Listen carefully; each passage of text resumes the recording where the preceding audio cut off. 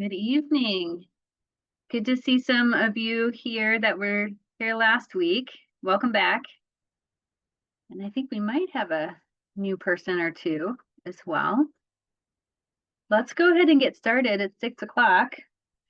And this is part 2 of our link between nutrition and mental health, food and your mood series.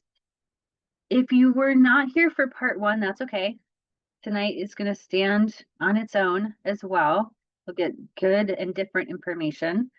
And if you haven't had a chance to go back to the recording, you'll get that recording for both class 1. You should have already received that and the handouts. And then for tonight as well, you'll get a recording, the slides, handouts that I mentioned. But it probably is helpful for you to take some notes. So if you have a little piece of paper and a pen, get your cup of tea. I've got my little peach tea ready to go here. I'm kind of freezing with the change in the weather. So we're going to hydrate, and we've got an hour and a half together and a lot of information to get through. So welcome. For those of you who don't know me, my name is Megan Ellison. I'm a registered dietitian nutritionist and a certified diabetes care and education specialist. I am the owner of Sound Dietitians, which is a private practice here in Snohomish County. And we see people all over Washington State because we can do telehealth these days. And we are so happy to do these classes in conjunction with Stilly Valley Health Connections. They are the sponsor of these classes, and they're really the engine behind things. They're doing all the advertising and the registration and the collecting of your emails and all that behind the scenes work. So it's really helpful to have their support. And there is a Q&A. Meg says, I did not get the handout slides or recording. Okay, I will double check that with Christina to make sure that that went out. And if it didn't go out, then it can just be sent right along with week 2 here. Thank you for letting me know. I'm going to leave that question in there so I don't forget. In fact, I'm going to make a note. Class 1. Okay. Let's get into this week's topics. So first, we're going to review how it went. That's your time to throw things in the chat or the Q&A, wherever you want to put it. We will talk through psychology of food and mood. So we talked more about biology last week. We're going to dive a little bit more into psychology and how that is affecting mood, or how our mood is affecting our food choices. We will talk through prebiotics, probiotics, postbiotics, and psychobiotics and what that means. Other specific nutrients of concern that we didn't cover last week. Talk about herbs and spices, supporting your detox pathways, and some more anti-inflammatory ideas. And I'll send you a recipe as well. But just as a disclaimer, this webinar is meant to be educational. I don't know you, although a couple of you, I actually do know you. But I don't know, this is general information. I don't know the specifics of what's going on with you. And that really needs to be addressed with either your PCP or your own dietitian or your psychologist or psychiatrist. So please don't, make big changes to what you're doing. If it's especially like medication management, things like that, you really need to be talking with your providers about any of those changes, because some of those things really do carry risk if you start going off of them willy-nilly. Lynn is asking if there's a certificate of completion. No, but I will just give you a gold star for the day, Lynn, because you're here.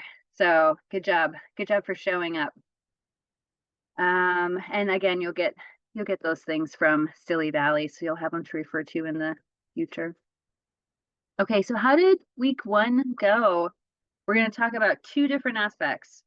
First, we're going to check in on lifestyle and environment. Any things that you changed regarding sleep, time with people, outdoor time, your movement. Maybe some of you actually did some diaphragmatic breathing or like belly breathing, time of eating, spacing of eating over the day, your environment, slowing down, focusing on the food. Any comments or things that you want to mention about those? Diane says she tried to get more sleep. Yes. So foundational to everything else. And Meg says she upped her hydration, was not drinking enough fluids. Yeah, we did that calculation last week. So I'm glad that you figured that out and you've been working on it. That's awesome. Okie dokie. What about, let's move on to the next slide here. What about dietary intake? Any changes in leafy greens, fruits and veggies, your omega-3 sources, either fish, seafood, or plant-based sources? What about some swaps like whole grains instead of refined grains, your plant-based oils or nuts and seeds, beans and lentils, hydration, definitely. It's part of this too, that was already mentioned. Anything else? Oh, and Meg says she increased fish to weekly. That's great. I love it. Real changes. That's awesome. Okay. So keep those things in mind, but we're just going to add to that. So regarding the psychology of food and mood, we do know that there is a link between stress, actual stress hormones, and food choices. Both like what we're eating, but also how much we're eating. And some people have, different responses to this, and you probably know which category you're in. Some people go to food and use it as a coping mechanism to feel better because it does release the dopamine and the serotonin when we eat. And thank goodness that it does, because that helps us to, stay nutrient replenished, right? If we didn't have that driver of feeling good, some of us just wouldn't eat and then we would be starving and it would not be good for us. So it's a good thing that we get that neurotransmitter release and it makes us feel good. But some people are using that, that feel good neurotransmitter release instead of doing other work, right? And we'll talk about that. In some cases, stress actually decreases appetite for some people, and they just lose all interest in food if they're really stressed out.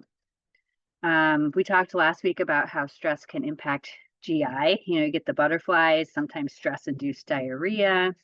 We actually know now that the stress hormones, when they are chronic, they can actually do damage to the gut lining. So that's part of what's going on with that whole GI brain, so the gut-brain axis and hormone axis, and how that's they're all intertwined, right? Let's just look at some feedback from what happened in COVID times. This was a study asking people for their changes in habits, eating habits. And we do see that about 25% of people reported eating more comfort foods specifically. 21% indicated they tend to eat more when they're stressed or anxious. But if we look over at this 11%, about 11% of people reported eating less. Maybe that was because of a change in environment, or again, it could have been stress related.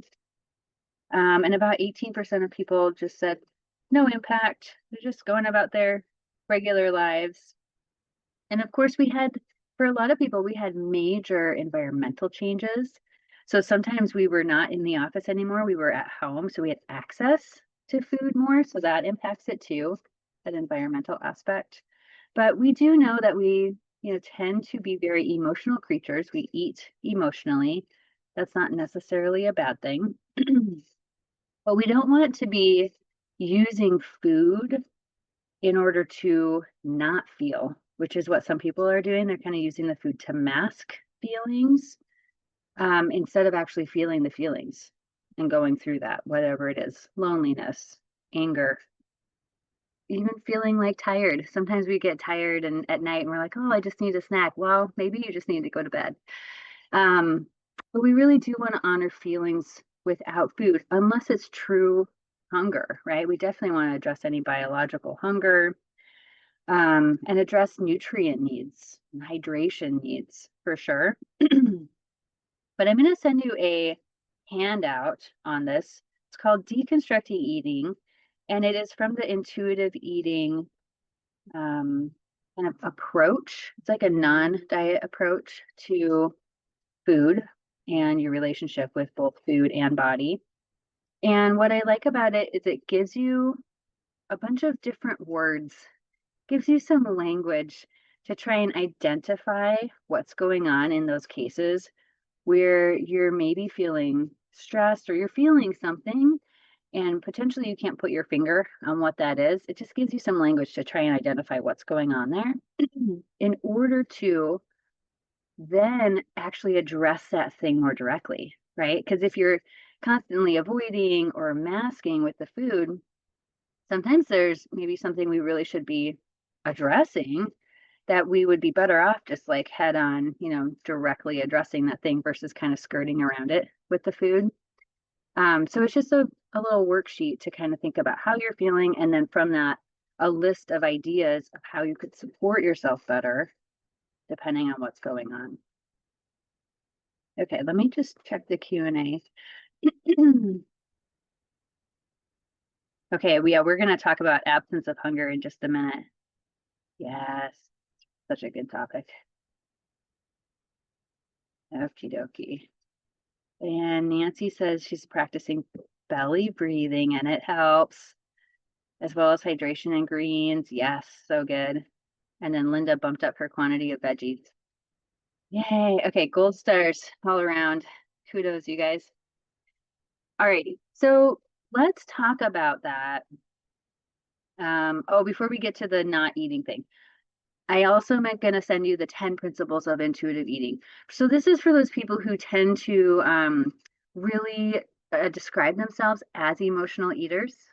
This would be for you. So it's really helping to get into a positive relationship with food, honoring hunger, getting in tune with your fullness, thinking about satisfaction in the meal, respecting your body, honoring your health, not having an overly restrictive mindset. So if you're kind of in that, like sometimes I call it the merry-go-round, you've been in like that chronic dieting mentality where you're on the same ride, but you're picking a different horse every few months or every year or something. This approach might really be helpful for you to get out of that diet mentality. So I'll send you an overview of that. We definitely want to be in tune with hunger cues, and sometimes we are not even really realizing how much we've taken in because we're eating so fast.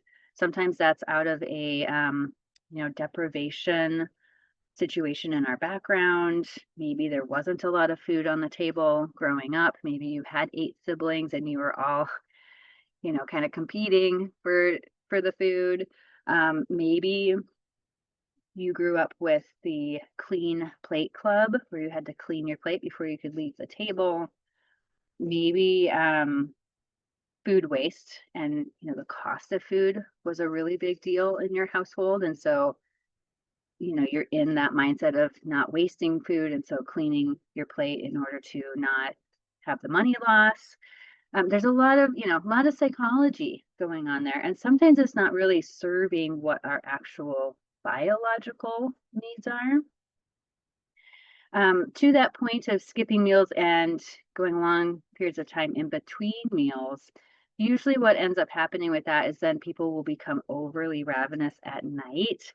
And once they kind of, break the seal and start having something to eat, then they'll, basically overconsume in one sitting. And that can just be biological hunger, where you've gone all day without eating, you really haven't fueled for your needs. And then the body is trying to make up for that. Plus, we have the stress hunger. If you're doing that at night, it's not just the biology. We have like the stress hunger from the day on top of that. So it's a perfect storm to be overeating.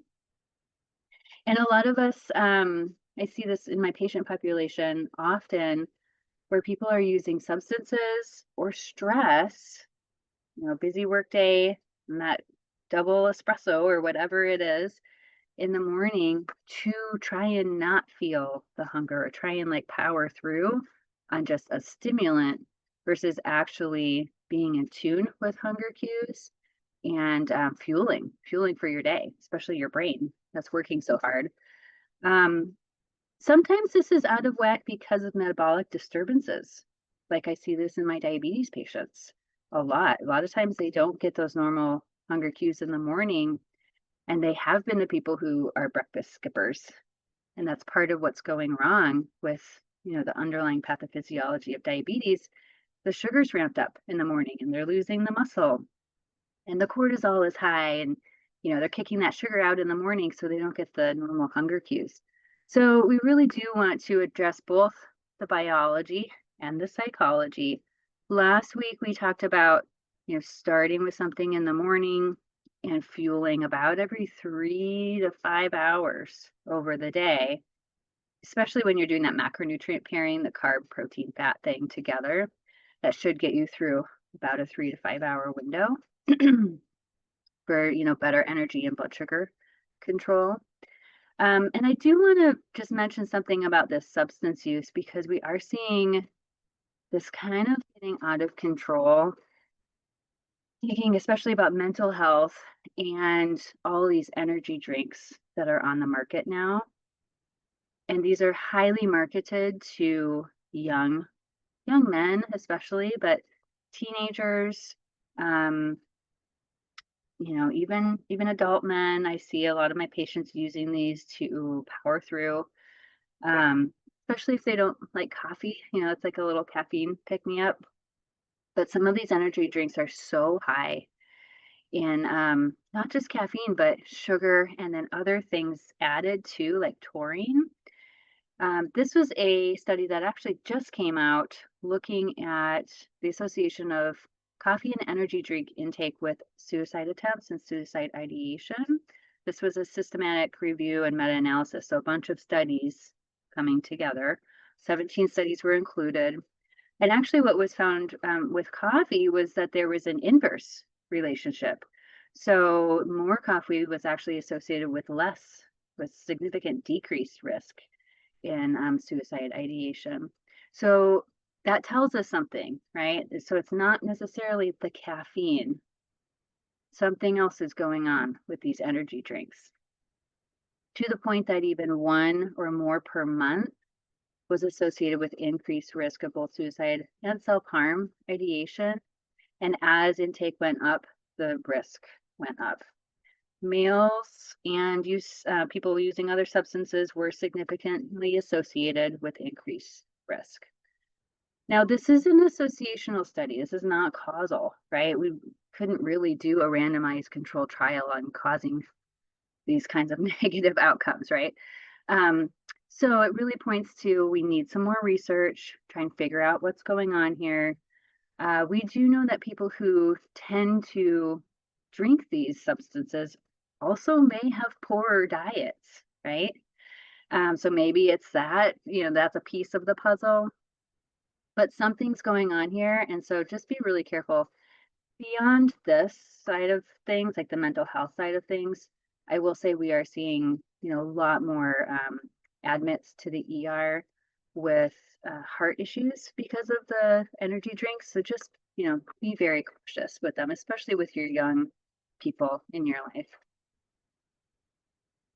Okay, so kind of back to that intuitive eating side of things. So how do we know? How do we get the sensation of being full and satiated without overdoing it? It's almost like you get to a neutral sense where it's this subtle fullness or this like satisfaction feeling without being stuffed, but you're really not hungry anymore. So a lot of people will just say it's kind of like nothingness, like you're very neutral. But we don't want to, top off like at the gas station. Don't top off. There's a Japanese principle called harahachibu, which is 80% full. So we want to get to that 80% full factor. And there is a lag time as far as like when we are eating, it really does take that 20 minutes or so to actually feel if we are hungry or not, or if we're overly full.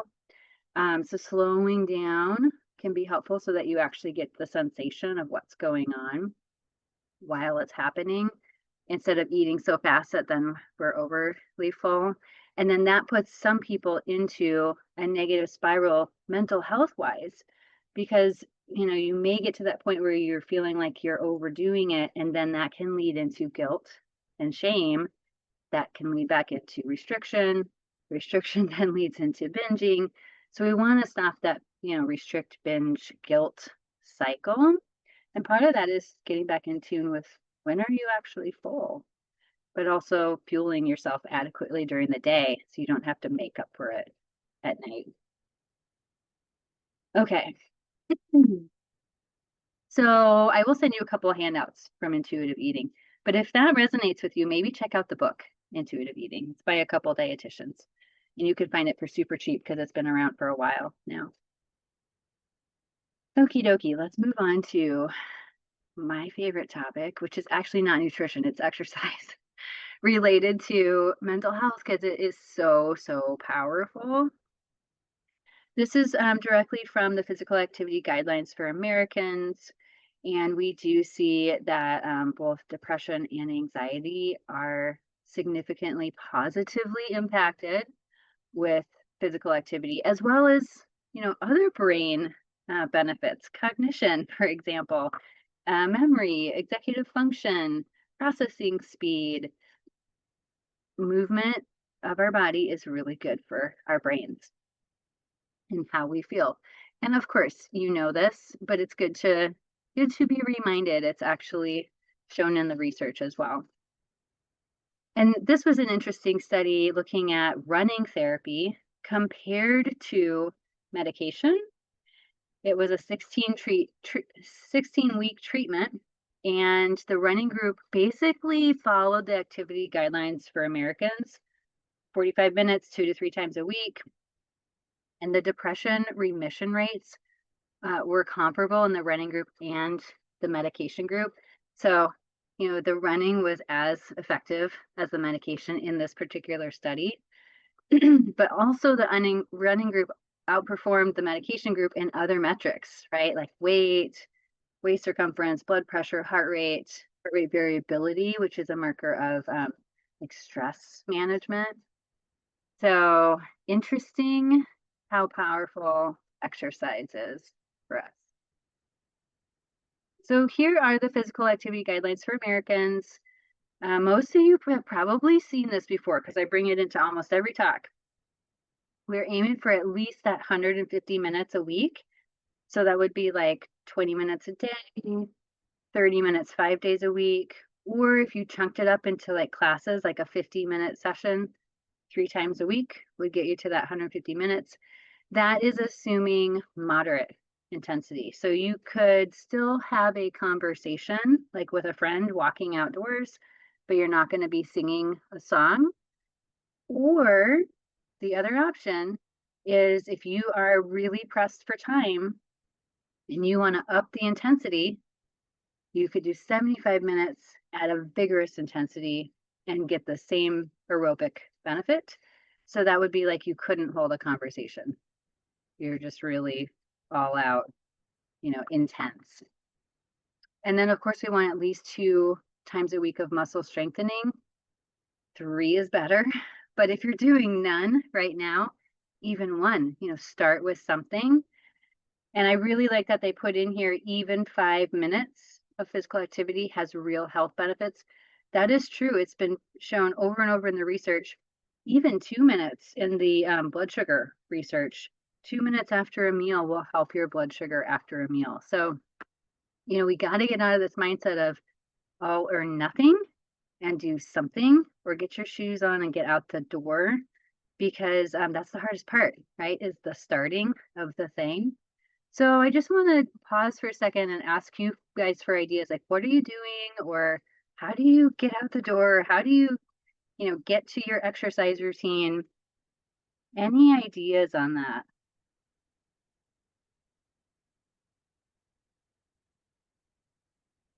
Maybe some of you have like buddies.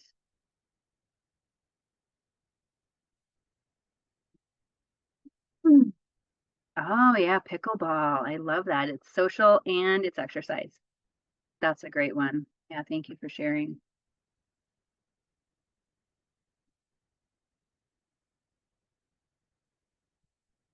Okay, if you have any more ideas, just put them in the chat and we'll get to it. This is from Exercises Medicine. If you have not checked out that website, I would highly recommend going there. They have a bunch of handouts, a bunch of ideas. But when you're getting started, start small, something very realistic, not something that you're in your mind remembering you did 20 years ago, right? You're older, your body is different. You need to adjust to where you're at now so you don't have an injury and so that it's actually realistic so you'll stick with it. But gradual progress is really the name of the game. Like you want to be the tortoise, not the hare in this scenario, especially if you're just starting out. Reaching out, so having like that walking buddy, or I've recently started going to ballroom dance classes, having that social network of people where I know there's a class, I know I can show up, and there's people I know who will be there, and it'll be both movement but also social, and there's a little bit of accountability there that can be really helpful. Motivation, some people actually find it helpful to just put it in the schedule, like as a like an appointment or as something on your to-do list where it has to get checked off for the day. Or some people really like fitness challenges or using a smartwatch and like doing your steps or closing your rings. But whatever's motivating to you, like figure that out for yourself. Maybe you gamify it a little bit to have more fun with it. And then getting outside. So we do know that being in nature is especially helpful, not just for, the movement side of things, but the sunlight, the fresh air, especially if you have seasonal affective disorder, you're getting that full spectrum UV. Of course, it's not as intense here in the winter, but that still does help. And if you don't get outside, you might want to consider a light therapy, like a little light box. You can get them for 20 to 25 bucks online to have that in the morning while you're brushing your teeth and getting ready or while you're eating your breakfast. Because some people are really, really affected by our dark days. And this is the time that it's, the lid is coming down on the pot and it's getting darker and darker. All right. Let's see here. Nancy says, I set my clothes out the night before so I can get going in the morning. Yes, that's so helpful. Exercise class for seniors is so much more enjoyable than probably Zumba. If you're staying here, Zumba with a younger group. Totally. It's got to fit. Like you want to be in a group that really you can, first of all, keep up with, right? It's no fun if you're falling behind or, trying to keep up and then injuring yourself. But that you also can, connect with and have similarities with. That's so important. Okay, love it. So feeling the difference, so really focusing on that is part of intuitive eating. So instead of thinking about exercise in this sense of like, okay, how many calories am I going to burn? Because a lot of our culture, a lot of us grew up with the culture of you exercise to maintain weight, right? We got to try and decouple that in our brains or disassociate the exercise from, weight management. Yes, it can be helpful for that, but it is important regardless of what happens with, weight management. And a lot of times my patients come in telling me they're really disappointed or they've thrown in the towel with exercise because they expected to see a quick result weight wise. And that's usually not how it works. You're getting all these other benefits first before it starts impacting your metabolism. So try and delineate those in your mind. Do realize that small amounts add up. So try and not be in that all or nothing thinking. I see this all the time where people are like, oh, I got to get to the 50-minute class, or they do nothing. No, every little bit is helpful, even that 2 to 5 minutes, especially after the meal. It will get your digestion going. It will make you feel better. It might lead into the next thing that you do that's active. So do something versus nothing. Focus on how you feel. You know, what's your result? Probably most of us are going to feel pretty good after moving. Make it fun so that you will do it again and again. If it's drudgery, you won't stick with it. And then if you can build in things to your daily living, your activities of daily living or your ADLs, if you can make them just a little bit more active, that can be really helpful. So it is built in. Like this is the, parking further away, or do a commute where you actually like walk to a bus stop, or, whatever it is. Sometimes I'll, with my groceries, I'll do my arm curls on the way in from the car, do the extra trip. Just all those little things where you can build it in can be helpful. So then you're not just stopping your day to go and work out. You're just building it in throughout the day. Do be safe and somewhat comfortable. And do include stretch, not just strength and cardio, but stretching. Stretching we know is actually also stimulating to bones and muscles, but also helps with that mobility piece and staying flexible piece. So they're all important. Okay. And someone says, yes, I love this polar bear pic. Me too. Looks like my cats, what my cats do in front of the fireplace at night. Okay. So let's get back to the diet side of things. So that was kind of like, psychology, some exercise. What do we see when we look at, this is actually a specific look at anxiety and dietary intake. This was a scoping review, so many, many, many different articles reviewed. And overall, here are the associations found with lower anxiety. Breakfast consumption. So remember, especially for females, this is really important. We shut off our stress hormones that are ramped up in the morning to wake us up. We help those to calm down when we eat breakfast, especially cortisol, that stress hormone that can put weight around the center, right? We are fueling, because you've just fasted, we're fueling for the start of your day.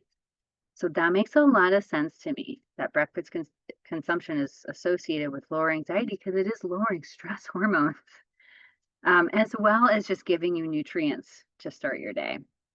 Usually breakfast consumers tend to have healthier intakes as well. So, maybe there's an association there with some, healthier choices. Definitely more fruits and vegetables. That makes sense with how you're feeding your gut microbiome and with adequate nutrient intake, so vitamins and minerals. Omega-3 fatty acids, we talked about those last week. Broad spectrum micronutrient supplementation. So that would be like a multivitamin, multi-mineral. Not a bad idea. Cheap, safe. If it can help, great. Why not, get that cheap thing that potentially could fill in some gaps, especially if your nutrient intake isn't that great yet. And then some specific nutrients like zinc, magnesium, selenium, probiotics, phytochemicals. We're going to talk about all of those tonight. So off of this list, just think about how well are you doing with these things?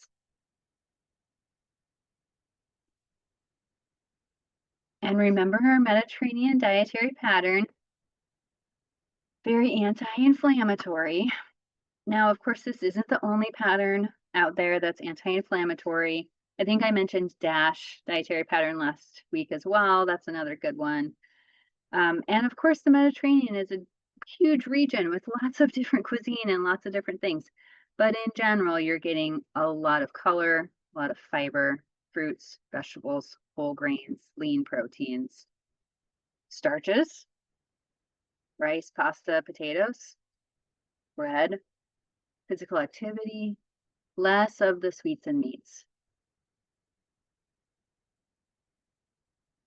Okay, let's talk about some of these specific nutrients of concern. So magnesium has many functions in the body, um, hundreds and hundreds of functions, including optimization of vitamin D. We think about that especially for bone health, but for other things like muscle health and immune function as well, and blood sugar control. It modulates GABA receptors, so specific interaction with neurotransmitters. Helps with sleep onset, and some of my patients do use magnesium to help with sleep, and can be helpful for both depression and anxiety, and most Americans are not getting enough magnesium. So where do we find it? Definitely in your nuts and seeds, but especially these little green ones up top here, these pepitas. Actually, I have those with me as my snack today. They're so good. Really high in magnesium. Sometimes I'll have a handful before bed, just if I feel like I need a little snack, little, magnesium before going to bed, low protein. They're delicious. They can be sprinkled on things, sprinkled on your salad, sprinkled on your yogurt, sprinkled on your oatmeal. I put them sometimes in a mix with other nuts. So then I'm getting other healthy nutrients in there, and different minerals in the mix. But yeah, if you haven't been turned on to pepitas yet, they're amazing. There's a question in the chat about magnesium citrate. Does it make a difference? Yeah, it absolutely does make a difference. So magnesium citrate and magnesium oxide are laxatives. The majority of those two types pass through the gut without being absorbed. That's how they work as laxatives. They get all the way down to the colon or the large intestine and then draw water in for that laxation effect. So if you're taking it for that, great. But if you're taking it and you want it for sleep, then you would be better off with a magnesium glycinate or magnesium threonate. Those are both better absorbed and have more background with sleep benefits. So yeah, do be careful with the type of magnesium because they have different actions and absorption rates. And if you get, diarrhea from it, it's not the right one for you, or it's not the right dose for you. However, if you're constipated, it can work miracles. Okay. Other sources, chia seed. That's lovely because then you're getting the magnesium and the omega-3. Almonds, soy, this is edamame. That's a great snack, like a topper for a salad or in a stir fry as a protein source. And then your leafy greens as well. Okay, let's move on to choline. Okay, choline is a part of every cell membrane. It's part of the phospholipid cell membrane. And it is used to be converted into the neurotransmitter acetylcholine. It's a piece of that. Plays a role in brain health, nervous system health, memory, mood, muscle.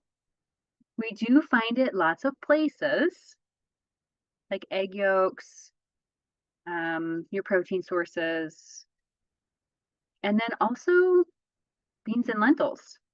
So like soy and legumes, your cruciferous vegetables, shiitake mushrooms. But where I see people not having enough of this is vegetarian or vegan intake, or just low intake in general, which we're going to talk about in just a little bit, like people on restrictive diets or maybe on a medication that is making them have no appetite. Yeah, we can get into problems with not getting enough of this. And it's important for mood and brain health, but it's also important for liver health. And we know a lot of us, there's an epidemic right now happening of fatty liver disease here and globally. So we want enough choline. Okay, what about zinc? So zinc is inversely associated with depression and anxiety. So as zinc goes up, depression and anxiety go down and vice versa. Highly important for digestion, especially for hydrochloric acid production. So I mentioned last week about low stomach acid and B12 absorption and how that can be a problem with all these PPIs that people are on, or just aging in general. We tend to just have less HCl in our stomach as we get older. And then it's kind of a runaway train scenario because if you have less acid, so then you're absorbing less zinc, so then you're making less acid. It's a problem. And I see this a lot in my older patient population, like 60 plus.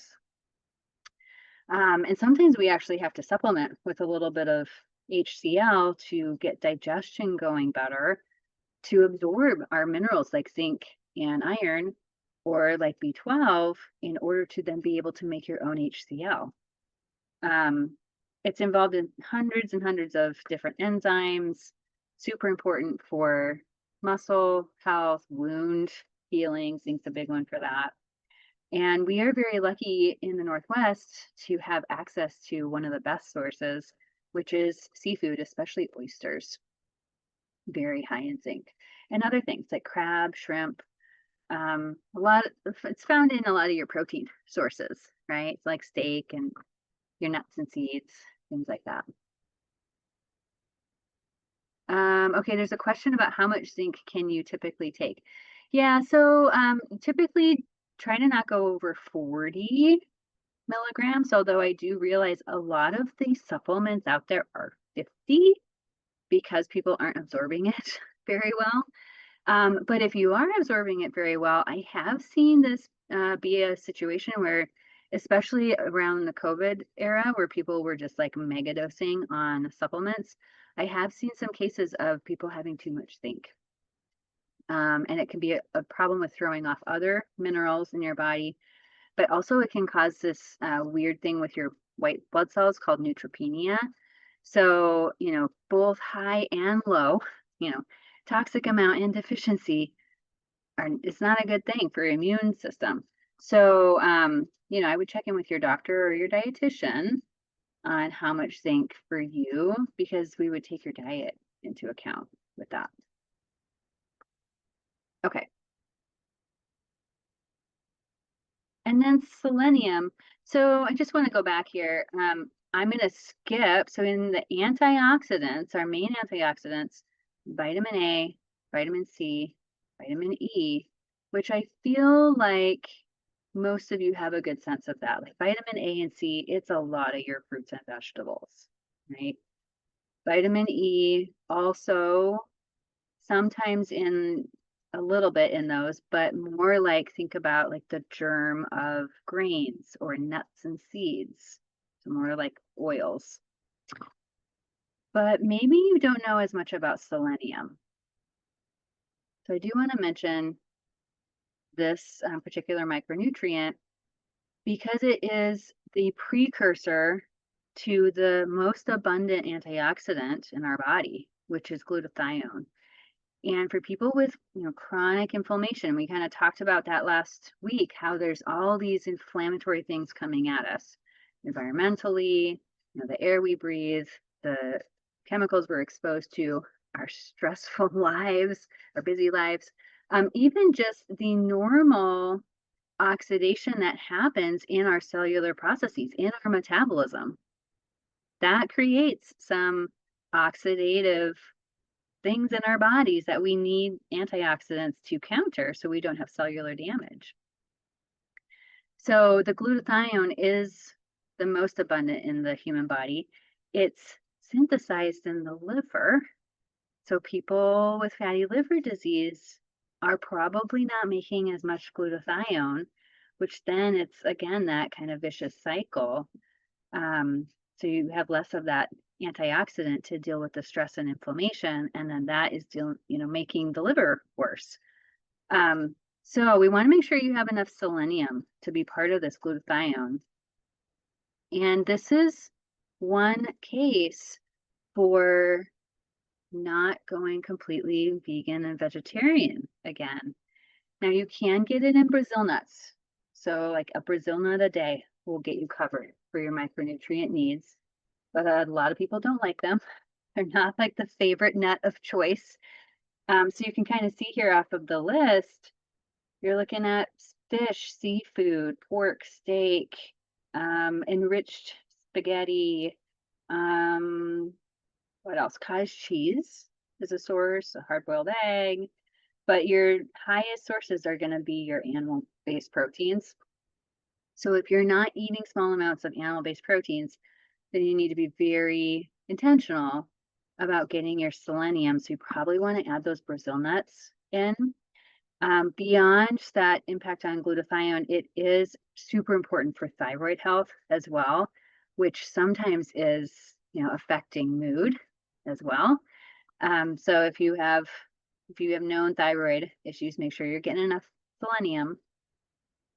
Now, most Americans are consuming adequate amounts, but again, vegans and vegetarians would be people to, be more conscious about the selenium. And then anybody undergoing kidney hemodialysis, because it's that dialysis process, you lose selenium. People with liver function disorders or compromised digestion, absorption, or immune function are at increased risk of deficiency. Okay, so selenium. All right, Elizabeth, yes, I'm so glad that you're here tonight hearing about the Brazil nuts.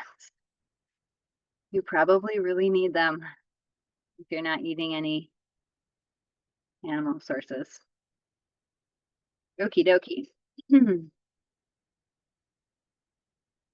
So I mentioned something about dietary restriction earlier, and circling back to that, there was a recent study that came out showing association between low calorie diet and increased depressive symptoms in people with overweight. And in that same study, healthy eating patterns had less impact on symptom risk than, as I should say, than unhealthy eating patterns. So basically, within that calorie restriction, like how you were doing it mattered too. So if you're eating mostly from really nutrient dense sources, it was less impact on depression than people who were doing like just a lot of processed foods. And interestingly, men specifically had increased somatic symptoms when nutrient restricted, such as poor sleep, low energy, concentration difficulties. Now, this is from real world. This was from basically like surveying people, real world experiences with doing their own dietary restriction. This was not from a study, a controlled study where people were given well-balanced diets by a dietitian. And so the nutrient intake for these people who were just like real world restricting calorie intake was not necessarily balanced. They weren't provided with dietary intervention or education. But this was robust data. It was only over 28,000 adults. This is from our NHANES data from 2007 to 2018. And specifically those people who filled out the PHQ-9, which is a screening form for depression. What's interesting about this is that it's counter to other findings with randomized controlled trials where people were eating less, losing weight, but it was a planned dietary intake that was very nutrient dense and nutrient planned. Usually in those cases, depression symptoms are less and, affect is better. People are happy. But again, that is planned by a dietitian where it's very nutrient dense. So the thought with this is, people aren't, first of all, they're not dieting well, when they're taking in less. We already know from last week, our nutrient intake is so poor here. Most of us are, low on the magnesium and the potassium, a lot of our vitamins and minerals. And then when we add calorie restriction on top of that, it's very, very possible and actually likely with some nutrients to have deficiency. And then that is going to impact mental health. and sustainability, right, of that diet. So I guess the point with this is like get help.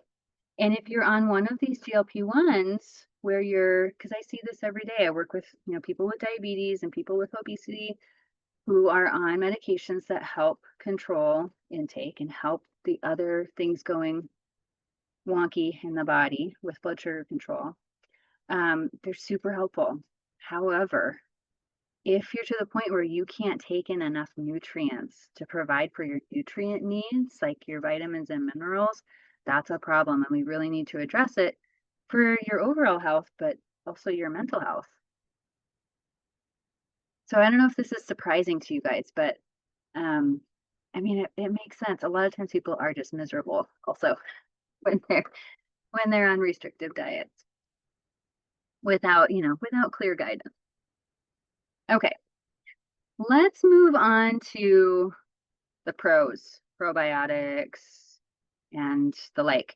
So there is a specific definition for probiotics, and that is a live microorganism that, when administered in adequate amounts, confer a health benefit on the host. So a lot of the things that we're calling probiotics these days wouldn't technically meet the definition. Like, for example, your yogurt might have live active cultures, but whether the strain has been shown in the research to confer a health benefit on the host and whether the microorganisms are still alive in some of these like supplements especially, we don't know. And what is the dose? How much are you actually getting? So this is the specific definition when we're thinking about research and how we're naming this, but we'll talk about live active cultures in a minute. Just know that when researchers and scientists are talking about probiotics, there is a very specific definition to it, whereas in the general public it's just kind of willy-nilly anything that's like a bacteria or some yeast. And we do know now that with all of this extra research, this is 10 years ago, it was like tip of the iceberg. Now we're seeing a little bit more of the iceberg. We've learned a lot. There's still a lot more to learn. But now we have so much research that we actually can tell the differences, not just with the genus, like Lactobacillus versus Bifidobacterium, and not just with the species, like Lactobacillus reuteri versus Lactobacillus rhamnosus, but all the way down to the strain level. We know that the strains actually act differently in the body. So one lactobacillus is not the same as another lactobacillus as far as that health benefit for the host. So you want to get pretty specific if you do have a condition that you're trying to treat, like mental health or like diarrhea. You want the right strain for what you're trying to treat. And we'll get into how to find that in just a sec. Okay, so that's your probiotic. Prebiotics, basically it's what the probiotics feed on. So it's a group of nutrients that feed your intestinal microbiota. They're mostly carbohydrates, fermentable carbohydrates. And two big important groups, fructooligosaccharides and galactooligosaccharides, like in your beans, lentils, and your asparagus, and your onions and garlic. And basically your probiotics feed on these prebiotics and they ferment them and make short chain fatty acids as a result, like lactic acid or butyric acid. And those short chain fatty acids are what we call postbiotics. So basically like the substance made by your probiotics after fermentation or as a result of fermentation. And so those postbiotics now we're actually realizing confer health benefit. So for a while we were wondering like why can people have benefits, like seeing health benefits when we know that the bacteria wasn't even alive, and it's because the benefits were coming from these short chain fatty acids. So for example, in some of these supplements you're taking, if you're taking a probiotic, there might not be anything left in there alive. but you might be noticing a benefit in less diarrhea or less constipation or whatever it is that you're trying to treat. And that's because the postbiotics are still there, even if the probiotics are dead.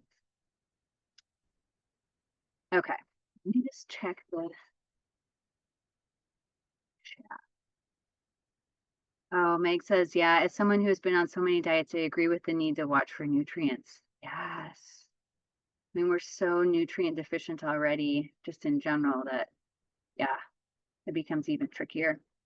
Okay, let's move on to, well, here's some live active cultures, some foods you may have come across.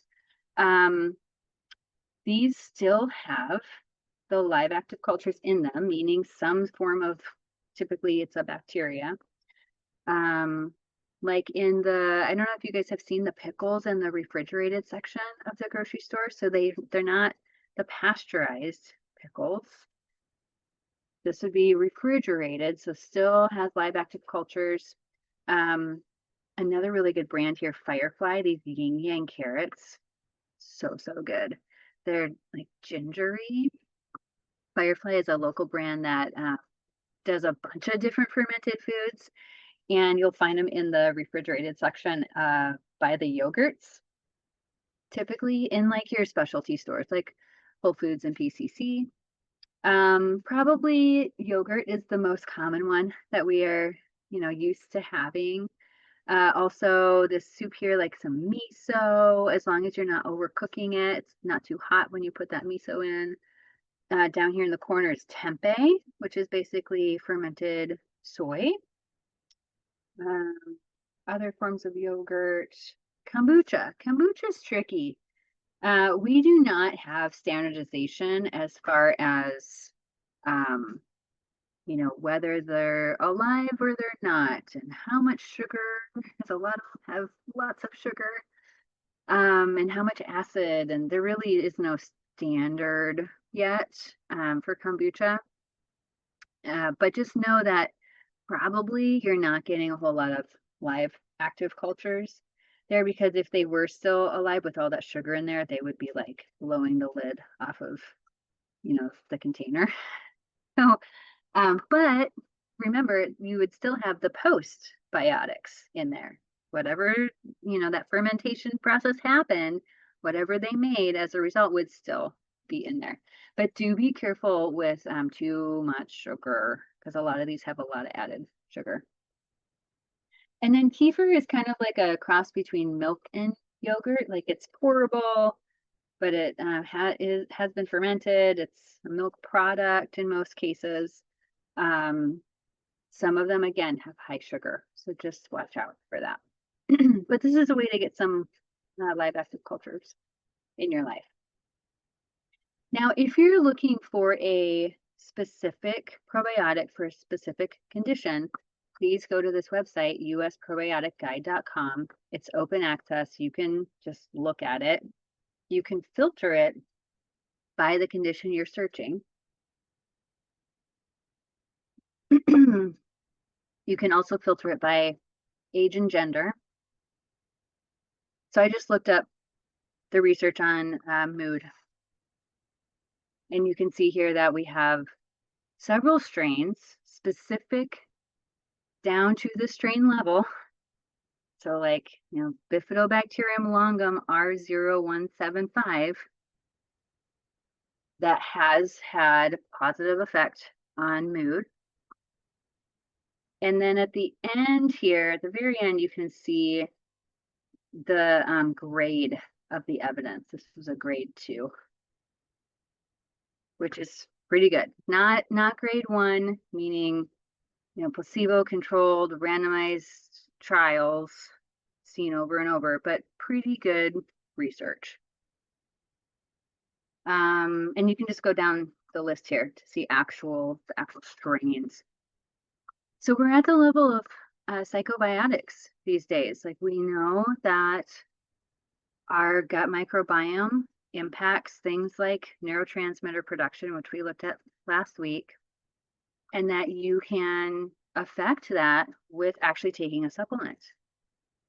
In addition to what you feed your own gut bacteria, right?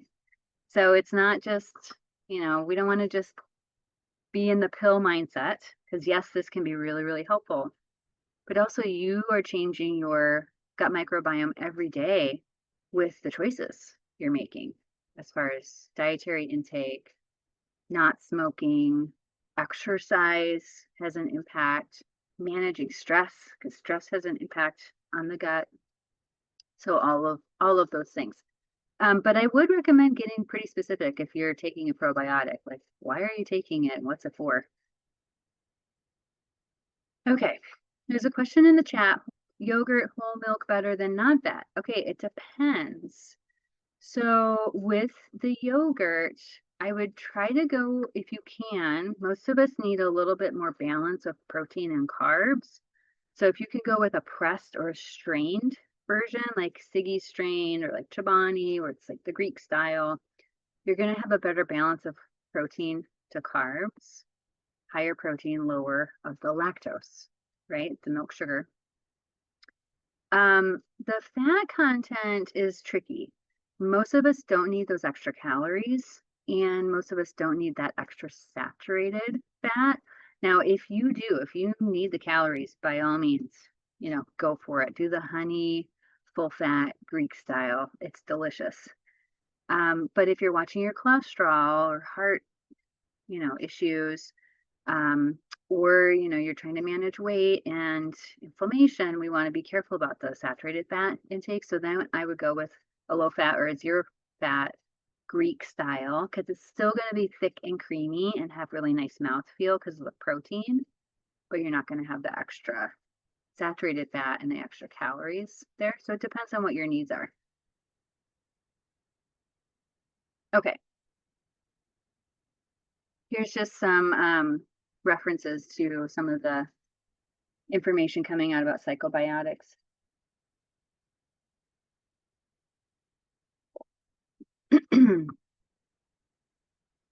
Okay. And again, we do know that this makes a difference because of this whole gut-brain axis. And so your gut microbiome is affecting nutrients, actually, like making of B12 and making of vitamin K, but also neurotransmitter production and those short chain fatty acids, which then is impacting inflammation. So basically, like feeding your gut lining so that you have really intact, healthy, it's kind of like your skin, but it's just on the inside of your body, intact, healthy, barrier, so that you're not having inflammatory things come through that gut lining that shouldn't be crossing that barrier. And I'm just going to read this little blurb here. Many of the dietary benefits on microbiome and brain health have been attributed to anti-inflammatory effects mediated by the microbial metabolites, that would be the short chain fatty acids, of dietary fiber and polyphenols. So those are those colors we talked about last week. And new attention is given to dietary factors in brain disorders has the potential to improve treatment outcomes with currently available pharmacological and non-pharmacological therapy, meaning in addition to medication and in addition to counseling, or like cognitive behavioral therapy or whatever you're doing, we should be thinking about your gut and what we're feeding your gut, because it makes a difference. Okay. And Linda is asking, will the recording be available? It will be sent out to you by Stilly Valley probably tomorrow, is what I was told, along with the slides and some handouts. And Elizabeth is asking, what if the probiotic I take is not coming up on that website? Okay, go to the website and type in, so it's not the brand. You got to look at the actual strains, like turn over your supplement, look at the strains. If your supplement does not tell you the strain, it's probably not a good probiotic. That's an indication right off the bat. They don't know what they're doing, or they don't want to tell you what they're doing. So be careful. There's a lot of, not that you're going to have necessarily harm with that, but there's just a lot of wasted money out there. Sometimes there, is some contamination issues with supplements for sure. Not so much with probiotics, it's more a case of like just wasting your money. But yeah, if it doesn't tell you the strain, I would look for one that actually has the strain and look up in on that database to see, what are you trying to treat? What are you trying to take it for? Don't just take it willy-nilly. There's a question, how does buttermilk fall into this? Yeah, that's interesting because a lot of the buttermilk that is on the shelves doesn't really have the live active cultures. Or like the buttermilk you make at home by like putting in the little bit of vinegar or the little bit of acid in it. It hasn't really like fermented. Um, but if it's like a true buttermilk where it has some live active cultures in it, that's great. Of course, you're going to probably heat it. So you're not going to necessarily ingest those bacteria and or yeast. Um, but whatever fermentation process did happen, you'll have the postbiotics from it, right? So, and also sometimes, it's less lactose. So if that's an issue for you, that, can be a benefit as well. Okie dokie.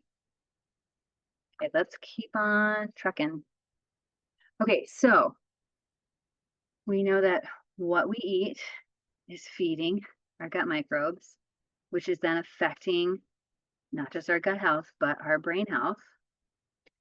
Conversely, we now have research associating and showing that actually some of these ultra processed foods and like specifically the high sugar intake and association with depression is mediated by changes in the gut microbiome. This is pretty new information where it's very pinpointed to say like we know why. Not just from the sense of like, okay, it's feeding the bad guys and not the good guys, but also what is that soft drink taking the place of calorie wise, right? So it's both a what you're putting in, the extra sugar, but also what are you not having that you would have had that was a nutrient dense, fiber dense, polyphenol dense food if you weren't drinking those calories. And of course, we looked at this last week where we did see the standard American diet and, Western intake is associated with worse mental health outcomes. Okay, practical applications. So let's talk about what you can do.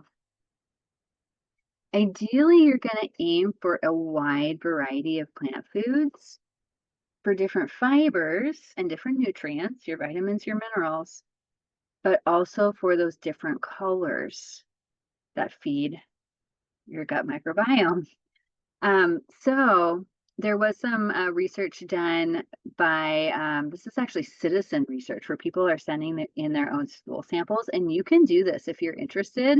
The link is down here if you want more information on your own microbiome. But basically, they analyzed the stool samples of thousands of people and found that the people who were eating 30 different plants or more a week had an association with significant improvements in diversity and amounts of their gut bugs. And the people who were eating less than 10 had significantly less. So we want to go for variety.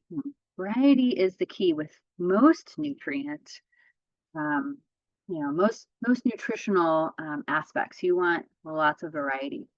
And I would take what you're already doing and see if you can just expand from there, especially if you are already a little bit of a picky eater or you have some hesitation with branching out with your diet. Even if you just take that orange carrot and you get the rainbow bag where you get the purple and the yellow, just change it up. Or like you normally get regular green cabbage, maybe get the purple cabbage next time. Change up your colors. you can expand into a lot of different colors with actually still eating the same thing, like the purple broccoli, for example, or the purple asparagus. Most of us are not getting enough purple and blue, which is why I'm kind of harping on purple. But if you can, just think about how do you get more color in your life and at least 30 different plants. It sounds a little daunting, but actually, like, when you add it up, if you had like Greek yogurt, mixed berries, and some granola at breakfast, there's probably like 7 or 8 different plants in there already, just between the granola and the berries. So it's not that hard to do when you're being conscious about it. And then ideally, you would be thinking about how do you swap in less processed options or more whole food, nutrient dense options, and less of the things coming out of bags. Include some fermented foods in your diet, but do be careful about the added sugars that they're putting in to help with the fermentation process in some of these things. It might be more sugar than what you're wanting to get.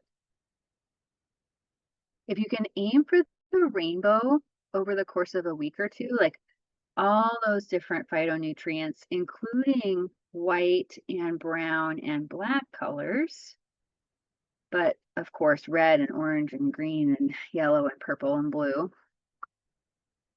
If you can aim over the course of a week or two, that would be a good variety. And then if you do have questions about supplemental probiotics, you can certainly ask your physician. Maybe they know about that, or especially your dietitian.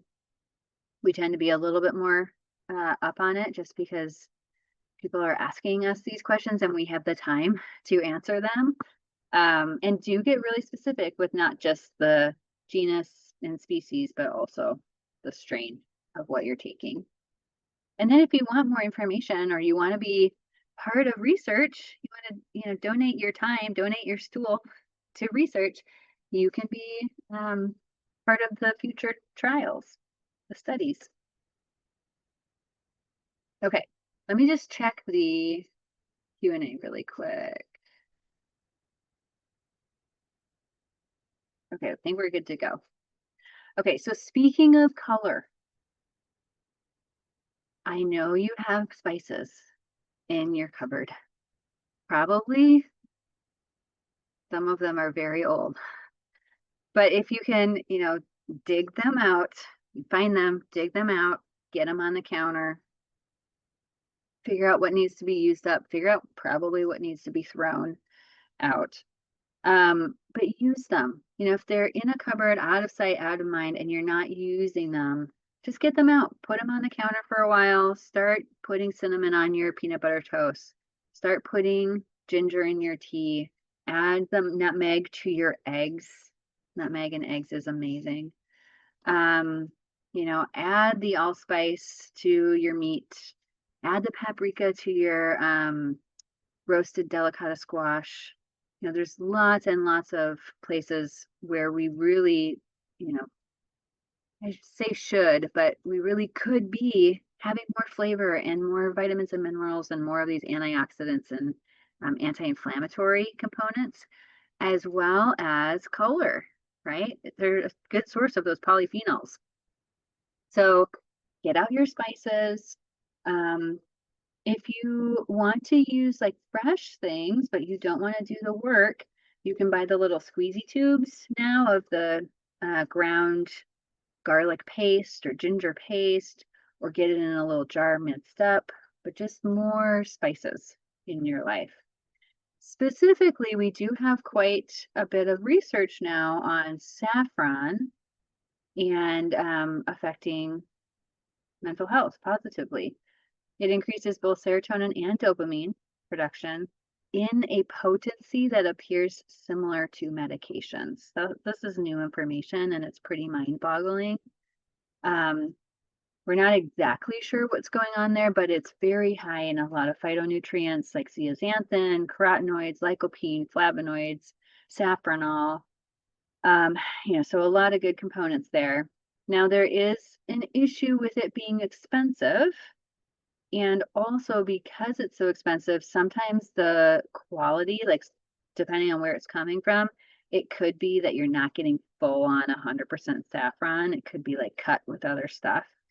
So do be careful about like the source where you're getting it from. I recently got some certified from Costco the other day, so that was a better deal. Trader Joe's has had some good deals on saffron in the past. And you can put it in lots of different things. Just a couple little threads are amazing in a soup or in like a casserole. Yeah, a lot of different uses for it. It is a blood thinner, so do be careful if you are on blood thinners or if you have a clotting disorder, and other benefits we're seeing like lower blood pressure, lower blood sugar.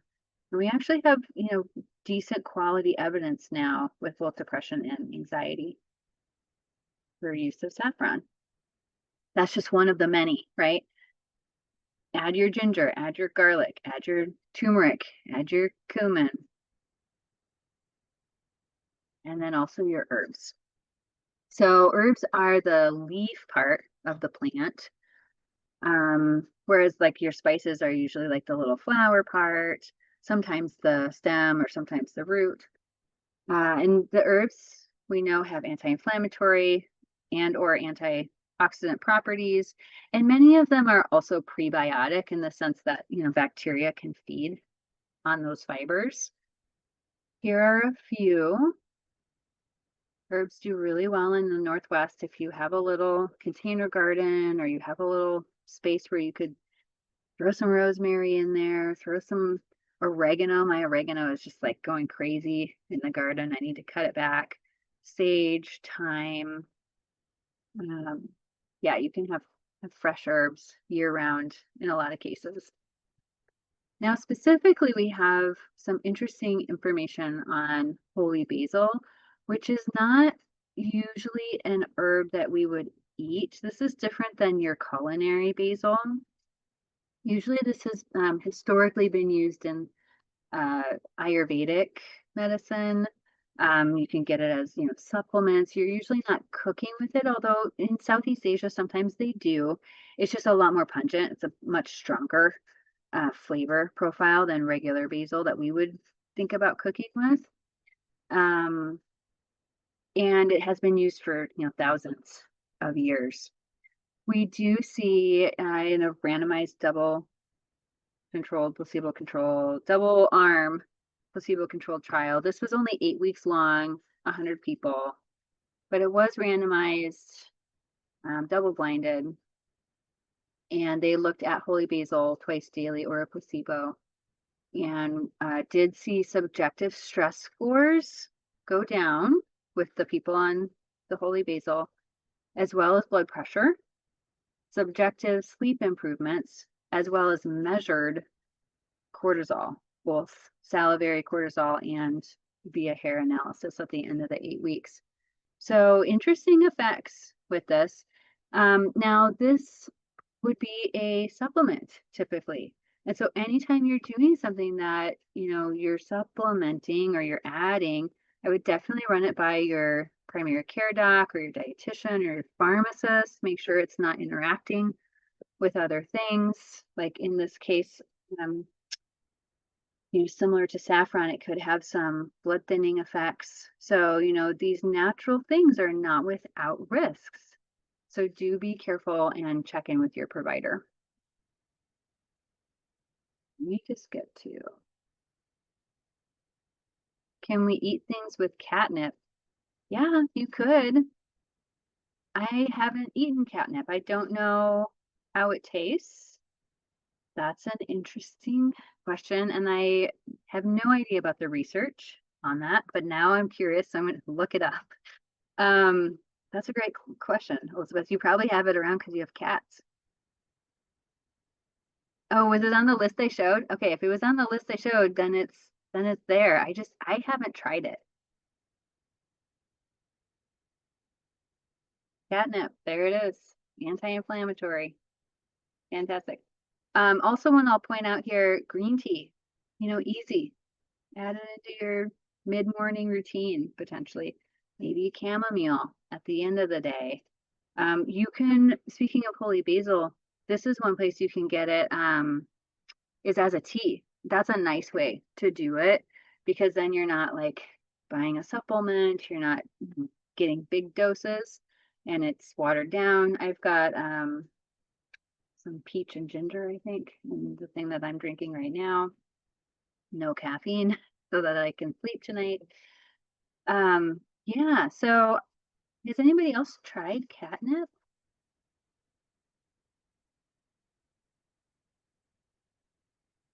Yeah, interesting. I'll have to go try some, see what it tastes like. Okay, time is it? We've got 9 minutes. So we're wrapping things up, but remember last week we talked about inflammation. Inflammation is kind of this, chronic ember type inflammation where it's just burning, burning, burning all the time is underlying most of our chronic conditions. And to support that, we've talked about gut health, lots of antioxidant intake, so foods, lots of fiber and polyphenols to feed your good gut bugs. We've talked about lowering stress to impact, that pathway. But also you can do your own support with your natural detox processes. So we are all detoxing right now. This is not, the detox cleanse fad thing you see online. This is just what your body is doing all the time. Your liver, especially, but also through your breath, through your sweat, through your stool and urination. We are detoxing every minute of the day. But we can also support that with a little extra. So, sauna is a great one where you're really sweating and breathing hard. Of course, exercise, you're doing both sweating and breathing hard. Anything that gets your heart rate up, gets your breathing up, and gets a little bit of sweat going, even insensible sweat. You are still detoxing. It's part of the process. So your activities of daily living, do that dusting with some gusto and, get into your vacuuming. But support that breath and the sweat. It's very, very helpful. We talked about stooling last week and the importance of addressing any sort of like GI disturbances. But especially in this case, I'm thinking more about like constipation, because if you have slow motility or if you have chronic constipation, you are reabsorbing more of those toxins. Part of stooling's whole purpose is to get rid of the some of the metabolites from our own processes and from the bacteria processes and other things that get bound up in the fiber, for example, and sweeping that out of the body to get rid of that. It is a detox process. And so if you have this stool that's just hanging out, you have more chance of reabsorbing more of those byproducts. So for constipation, the 4 F's and the 2 M's, fiber, fluids, fruits, especially kiwi, has been shown to be very effective, but also other fruits with laxative properties like dates and raisins and plums or prunes if they're dried. So fiber, fluids, fruits, fats, because for some people, fat actually can act as a lubricant, especially if you have a little bit of fat malabsorption or if you don't have a gallbladder or your gallbladder is a little sluggish and things are not moving, you can sometimes use fat to get things moving. General movement, body movement. So, and that is talking about different from exercise, really just the movement, the physical mechanical movement can help with the gut. So like, folding and twisting stretches and repetitive body motions like walking or cycling where you're getting into the body and you're doing a little bit of repetition and a little bit of twisting or folding, like rowing, for example. So movement to help move the stool. You can do your own movement in the sense of massage, abdominal massage.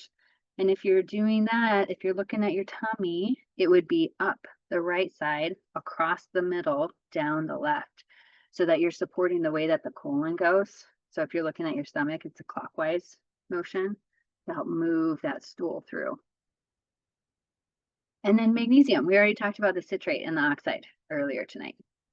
And I would titrate that up slowly. I like going with a low dose, like 200 milligrams, so that you can titrate it up every few days until you get to a dose that works for you. Then if you end up with loose stools, you just back it off. Eventually you'll figure out like what is your dose, and then you can buy like that specific amount in a supplement. But I like the low dose so you can like, tweak it up and down a little bit. We talked last week about chronic dehydration and not getting enough water, especially, and how that affects mood. But I will also make a mention here because I talked about the GLP-1s earlier and, with the restrictive diet intake. The GLP-1s are also, in my patient population, I'm seeing them suppress thirst as well. So some of my patients are coming in with like really bad constipation. And the GLP-1s are already slowing to motility. Like we know that. That's a common side effect. But then if on top of it, you don't have the food coming in, so you don't have the, literal volume, but also you don't have the fluids coming in, it can be a pretty serious constipation situation. So get your hydration going. It's also good for, detoxing.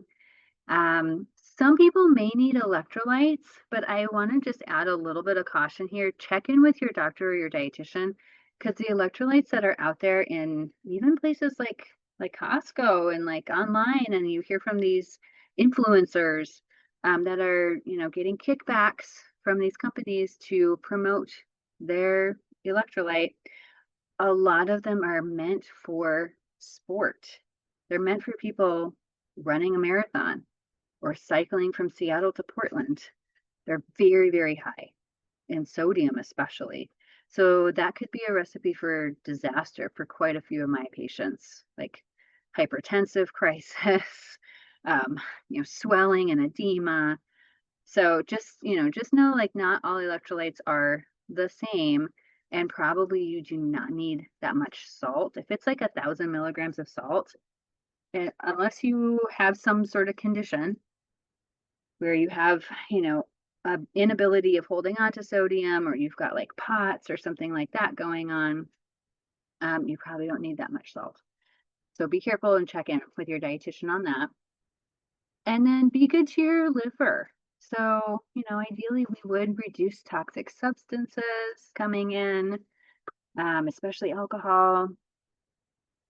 Address gut health, because, whatever is going into your gut, it's being broken down and it goes through that portal vein directly to the liver first before it gets processed.